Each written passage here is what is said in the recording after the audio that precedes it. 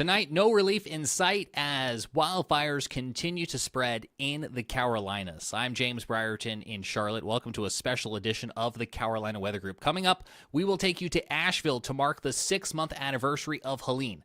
Evan Fisher and Frank Strait are there. But first, breaking news tonight, thousands of acres have burned and new wildfires prompting new evacuations on this Wednesday night.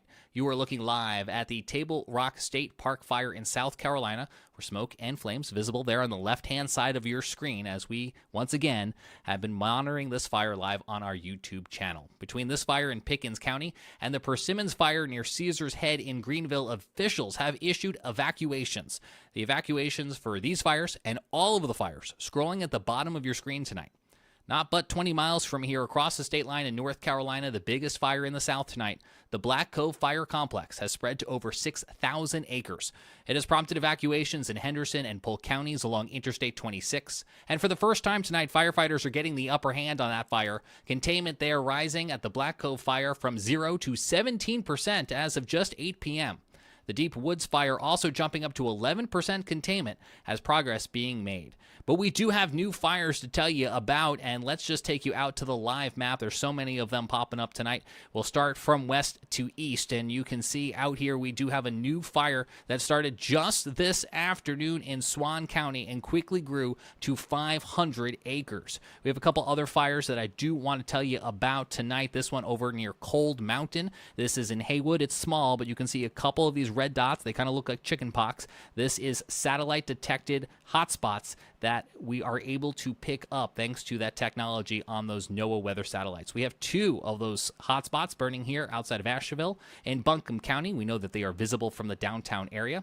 This same map giving us perspective. Here is that Table Rock fire, that Caesars Head fire. You can see the size and scope of those in upstate South Carolina, as well as the Black Cove Complex fire here in Polk and Henderson counties. Over the last couple days, we've also seen fires start in other portions of the western North Carolina mountains and foothills, and we are going to continue to watch that fire threat over the next few days. So if you live in any of these areas, do check in with your local officials for evacuation notices. Check to see if there's a way for you to be notified of any evacuations that may be upcoming. We know some officials have set up First 911 systems, others have text messaging systems and newsletters to help keep their residents informed.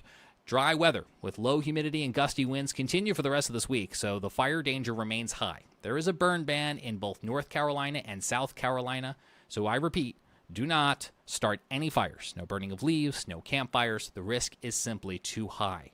Our next chance of rain comes on Sunday into Monday, where we're watching for the possibility of strong to severe thunderstorms. We'll have updates on the storm chances, as well as the ongoing wildfires, in the days ahead on our social media platforms and our YouTube channels, so I hope you will join us there. Turning the page now. Somber anniversary this week. Thursday marking the 6-month anniversary since Helene brought historic and deadly weather to the Carolinas. And as we've seen with the wildfires, the impacts remain. Downed trees, closed roads, broken infrastructure are all elements the firefighters are battling tonight as residents have battled each and every day since the storm. So what have we learned since the storm? Well, as we told you in last week's show, the National Hurricane Center has issued a report of over 100 pages detailing all aspects of Helene. And what has the scientific community been able to gather from all of the data left behind? Well, this past weekend, scientists gathered at the University of North Carolina at Asheville to discuss and exchange scientific research related to the storm. Our Frank Strait and Evan Fisher were there, and here's what they learned. Hey y'all, it's Frank Strait here, and I have Evan Fisher with us. We're in Asheville. We're attending the Southern Appalachian Weather and Climate Workshop. There we go. Yeah, saucy. We're just after the first day of sessions where we had 6 presentations, which we will start out by talking about a presentation by Jared Rennie. Jared was presenting on a meteorological, climatological, and emotional analysis of Western North Carolina. And always great with Jared, and he gave this exceptional overview of Helene. There's a lot of details going on and being discussed in this conference, But Jared specifically was just trying to kick things off by giving this mile-high perspective on what happened and why, and what those impacts ended up being. We just had the recent release of the NHC report on Helene, so we have a lot of really interesting statistics rolling out, and one of the ones he focused on the most was the landfall speed. So Helene came in at something like 31 miles per hour, which is a lot faster than most Gulf storms that we see. Right. That allowed it to move very quickly up into the southern Appalachian Mountains and bring those devastating impacts that we saw. But of course, that was only that was the second part of the event, right? The whole first half of it was with this PRE, this predecessor rainfall event. Right. And that brought 6 to 10 inches of rain in places. And then Helene, once again, brought another 6 to 10 inches of rain. And that's really that 1-2 punch is what did us in. And that's what caused all of the widespread damage that we've been talking about for 6 months now, really coming up on that anniversary. Yes, that's right. We're coming up on the 6-month anniversary of Helene, and so we're spending some time analyzing and looking at the progress we've made in recovery so far. I can tell you that where my parents live in Polk County, kind of a double-edged sword. Things are more or less back to as normal as they'll be, as close to the new normal as they'll be in Polk County where my parents live. But unfortunately, all the downed trees have resulted in a lot of debris laying around and a lot of extra fuel for wildfires. And on days like, for example, yesterday and today, March 20th and 21st is where we're talking about here. We're recording on the 21st, Friday. This is the problem, because it was a high wildfire risk day, and several wildfires developed across western North Carolina. And part of the reason why they were able to go the way they did is that there was a lot of tree debris laying around over the forests from Helene. Now, of course, you have to have other ingredients in place too. The very dry air that's been in place over the last couple days, the gusty winds that have been going on. I think there have been gusts over 50 miles an hour. I know I saw gusts over 40 at the Asheville airport when I checked that this morning. So the winds have been howling here, and thus once you get a wildfire to start, they spread very rapidly. And of course, in this particular situation, because of Helene, there's a lot of fuel for those wildfires. Yeah, and that's something that was discussed in the second talk today. So we had a wonderful discussion from Carolina, I believe it was, and Liz from NCICS. So NCICS, it's an acronym that I never actually remember. There's so many acronyms in the weather world. The meteorology field is full of alphabet soup. That's right. It really is. But they did bring up the whole wildfire situation, and there is going to be a whole push going into the summer for wildfire awareness. There's going to be some information coming out about a public symposium down the line to help improve the awareness, as folks really need to be cognizant of what tree damage occurred on their property, what damage occurred in their general area, and whether they're at an increased risk moving forward. One of the details that I found most fascinating in that discussion came from Liz, who said that these new fuels that have fallen trees and timber, are expected to linger for 20 years. So we are going to have an extended period of high wildfire risk. We already knew that, but I was thinking 5 to 10 years. 20 years is unbelievable. Right, it sure is. Now, of course, those impacts fade over time as the debris decays, and as wildfires consume it, of course. But yes, there will be more fuel for wildfires in the wildfire situations for a long time because of Helene and just the sheer volume of debris that has been generated by those high winds. So as we move into these last couple of talks that we discussed from this afternoon, we had two more, one from Sean and one from Sean. I don't even know how to say Sean's last name. Hauser. Sean Hauser. One from Sean Hauser and another from Caitlin Crossett, who's a new meteorology professor here at University of North Carolina, Asheville. And these are great talks, and I think they're a little bit more approachable, too, for the layman out there. The first one from Sean was really discussing the weather station network that he manages with the North Carolina State Climate Office and how it held up and struggled during Helene. Yeah, and you have a lot of familiarity with that because you worked for the State Climatology Office in North Carolina for a while. I did, absolutely, and it is remarkable how much data they were able to collect through this whole period. As everyone did, they lost cell connection to their stations there for a while, which prevented them from seeing a lot of this data in real time. But once that cell data came back, the towers were back up. They were able to collect a lot of the data that they lost during that period, or seemingly lost. And that allowed them to go back and kind of identify some of their records. So a couple of the most eye-popping records, you may have heard them already, but if not, 106 miles an hour for the maximum gust on Mount Mitchell, with sustained hurricane force winds, which I didn't realize until today's talk. Right, I didn't know about that either. I'd heard about the gust, but I had not heard that we saw hurricane force sustained winds at the top of Mount Mitchell. Now, of course, you do have to allow for its location. That's 6,600 feet above sea level, the highest point east of the Mississippi. So it has an unfair advantage. Well, further up, it takes a lot longer for those winds to spin down. It most certainly does. And there's rainfall records here as well. I kind of did an overview of all these different stations, and not just North Carolina EcoNet, as they call it, but also a couple of other weather networks throughout North Carolina. The long and short of it is the highest rainfall totals were right around 30 inches. And then it's also remarkable, though, that 30 inches did a lot of damage in places like Yancey County.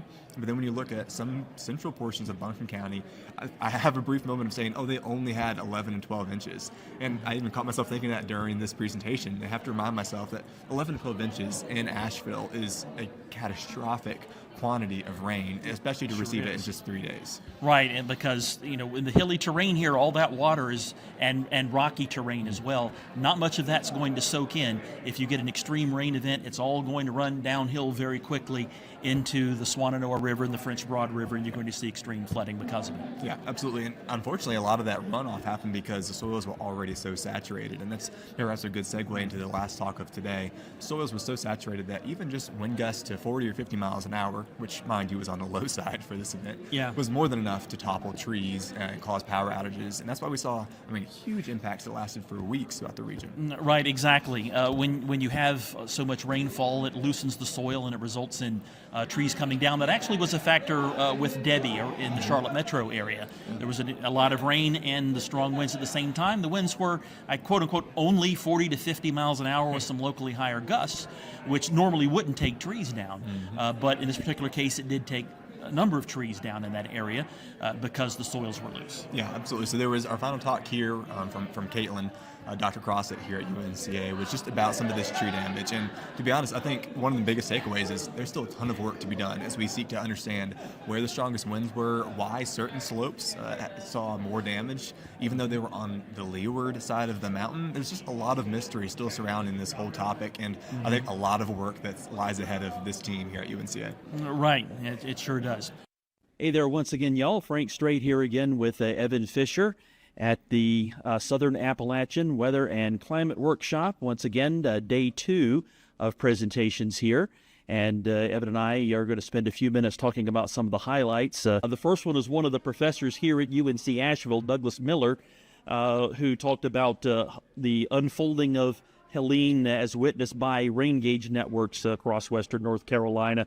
And that certainly was interesting to see what some of the actual ground truth was from some of those rainfall measuring sites. Yeah, there's a pretty clear gradient in rainfall totals in this southwestern portion of North Carolina. We've all heard of the flooding in Asheville and Shenandoah and all the way up into the high country.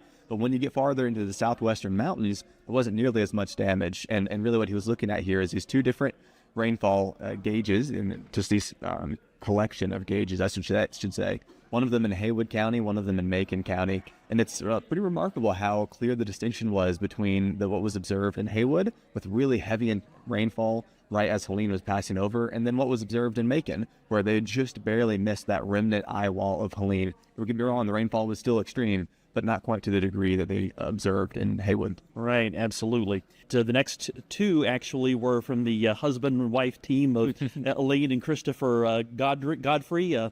Both of them are professors here at UNCA. Christopher Godfrey is also a meteorology professor here. Elaine, I'm not sure which department she's at. She's still in the meteorology department. She is her exact role, but she started after I left. She's very involved with the students too. Excellent. Well, anyway, Elaine's presentation was about how well the numerical weather forecast predicted the extreme rainfall and resultant flooding from Helene, and she pointed out that the Lower Mississippi River Flood Center provided some really excellent river forecasts for Helene and the rivers that went out, or the river stages there, and accurately predicted in a lot of cases the extreme flooding that would occur. unfortunately, that information didn't really get out to the public very well. It wasn't well shared on social media, and we're kind of wondering why that is, because that was really good information, but I don't remember seeing their forecast coming out before Helene. Right, yeah, that circles back to that first session when they were talking about social science so much, right, and how we improve our communication. There are a couple of examples here of posts detailing these record-breaking forecasts that only got a few interactions, essentially. And tragically, that's what resulted in so much unawareness, this lack of awareness that so many people were caught off guard in Western North Carolina. Right, if some of those actual forecast figures could have been better received and better understood by emergency managers in this area, then perhaps we could have better mitigated what ended up happening from Helene and the extreme flooding that occurred. All right, her husband Christopher's presentation came right after that and talked about what is a well-discussed subject by us here in Carolina Weather Group, is the way radar gaps that we have here in the Carolinas affect Western North Carolina. We've talked a lot about Charlotte, and Charlotte's weather radar gap did get a mention here, but we were focusing on Western North Carolina in this situation and the impacts from Helene because of the fact that the weather radar, not just from the GSP radar located in Greer, South Carolina with the Weather Service office there, but also the one on the other side of the Appalachians in Morristown, Tennessee, from that Weather Service office, the beam gets blocked by the mountains, so it doesn't always effectively capture what's happening and can underestimate rainfall quite considerably, actually. Yeah, absolutely. This is a different kind of issue than what they struggle with in Charlotte, where it really is distance from radars. That is a problem down there. Up here, it is that beam blockage. And ultimately, some of the outcomes from this research was that the rainfall that was estimated by radar was underrepresenting what was actually observed. And unfortunately, with so many cell networks out and very poor communication coming out of this region when it mattered, that resulted in the Weather Service not being able to make as many informed decisions as they perhaps maybe would have wanted to at the time, just because they didn't have access to that observed rainfall data, and they were having to go off of those underrepresented radar estimates. Exactly. And another thing that was interesting that came out of this, and something I was not aware of, is that there is an effort underway to try to bring a weather radar to Western North Carolina to help mitigate those problems. They're working on trying to get funding through the state legislature in North Carolina.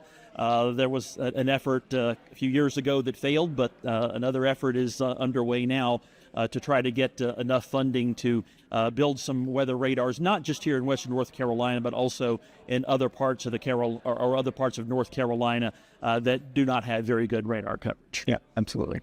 All right.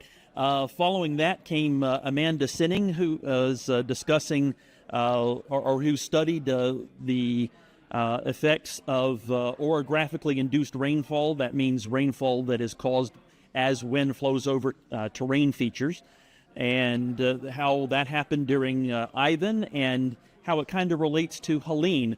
It turns out that she began her study a few years ago, back in 2022, studying Ivan, but it turns out that there were a lot of shades of Helene showing up in that analysis of Ivan. Absolutely, as another great case study for researchers. And this is also one of those projects that looked at what could happen in the future, as well as we continue to see more low-level warming in our atmosphere, and our atmosphere is capable of holding more moisture, so we see some of these extremes become more extreme. And she was looking at how Ivan would have behaved 20, 30 years down the line, and she was looking at the most extreme example of climate change, which we're not observing, but as you pointed out, it is good to be aware of what could be possible and how we can be better prepared, even if we're too prepared. It's not a terrible thing. Right. A good news, bad news situation is that she chose to use the most extreme scenario from the recent estimates of what might happen with climate change, and it's not likely that we actually see that, but on the other hand, she was actually looking for a worst-case scenario, right. So it's kind of justified that she did use that scenario in this case. Mm-hmm. All right, and that covers it for what we've seen so far today. We have a few more presentations to go through this afternoon, and we'll talk with them as more. And once again, we'll be inviting some of the speakers to come and be a guest on Carolina Weather Group, and hopefully they'll be willing to come and talk to us, and maybe you'll see them as guests on Carolina Weather Group in the future. So that's going to be all for us for now from the Southern Appalachian Weather and Climate Workshop. So Evan Fisher, I'm Frank Strait here. Y'all take care, and we'll see you soon on an upcoming edition of Carolina Weather Group. Thanks to Frank and Evan for that report, and thanks to all of you who have supported the show on Patreon and YouTube memberships. If you join us there, you'll be able to see even more from Frank and Evan, more of what they recorded in Asheville. And to those of you who've already signed up, thank you, because you made this trip to the conference in Asheville financially possible. So thank you for your support of the Carolina Weather Group on Patreon and YouTube memberships. Before we go this week, let's recap the latest on the wildfires burning again tonight across the Carolinas. Here is the map. It shows fires burning in both North Carolina and South Carolina. We do have a new fire that has popped up in the last 24 hours or so, burning just an acre here. Whitestone Lane incident. That one has been contained. Firefighters getting a quick handle on that one. The biggest fires in South Carolina do continue to be the Table Rock fire. You can see that here. You can also see, based on satellite data, the same weather satellites that show us the weather across the globe also detect smoke and fire. And so all these little red dots, especially the ones circled in yellow, that is where the radar satellites, or the weather satellites, are detecting smoke and fire. And you can see it is continuing to push further off to the south. So that is more spread on the Table Rock fire here. Current numbers, about 2,300 acres burned, 0% containment for the Table Rock fire. Just down the street, closer to Jones Gap State Park, closer to Caesar's Head, we have the Persimmon Ridge fire, just shy of 1,000 acres, and we are at 0% containment. You can see, once again, we're starting to get little red dots showing the continued spread of that fire. Making our way into North Carolina, the highest priority fire in all of the South, this is the Black Cove fire. We do have good news with this fire. This has, for the first time, some containment numbers. The Black Cove fire, 17% containment as the fire grows to just over 3,000 acres. The neighboring fire, the Deep Woods fire, 3,200 acres. This also has containment numbers tonight of about 11%. We had a fire that we were worried about closer to the weekend, about 200 acres or so, the Fish Hook fire. That has containment numbers closer to 80% and has been relatively contained for the past couple of days. We did get a new fire, about 500 acres today in Swan County. 650 acres is what it has climbed to here in the 9 o'clock hour. A couple other icons that are yet to appear, but we are watching as newly formed fires late this afternoon. We have this fire out here towards Cold Mountain. You can see a couple dots out towards Crisco, and that is a fire that has started in that area. We don't have an exact measurement on it just yet, and we know some of you watching tonight's special from Asheville, and we know up towards Piney Mountain, Newfound Mountain, we have fires burning up in the slopes there too. We have fires across the higher elevations of western North Carolina. Some of these have been contained. The Bailey Drive incident fire, 100% contained. This one here, the old Highway 16, 100% contained. We also are monitoring the Caleb Lane fire. No information is available, but if my memory serves, this one is contained or mostly contained, as has that fire in Morganton, Iron Circle, containment numbers there at least 50%, as firefighters have managed for the most part to keep that one from spreading. We are watching. We have had fires in the last couple days in other portions of the Carolinas. This one here nearly fully contained near the Virginia state line, and we know Myrtle Beach is and other areas of the coastal areas no strangers to fires this early in the fire season. But again, the biggest fires tonight continue to be these within 20 miles of each other in upstate South Carolina, in western North Carolina, where we've even seen some of the fire spread into Transylvania County, and that's why all that evacuation information has been scrolling at the bottom of your screen tonight to help try to consolidate that for you and keep you updated with the latest on this Wednesday night. That is going to do it for this week's edition of the Carolina Weather Group. I'm James Bryerton here in Charlotte. Thanks so much for joining me. We will have updates to the wildfires, the severe weather possibilities Sunday and Monday, and our next week's podcast on Wednesday. So I hope you get subscribed wherever you're watching or listening to us so you can get all that latest information delivered to you as we continue to monitor these ongoing situations. But until then, I'm James Bryerton. Be well, and thanks so much for joining me. Have a good night.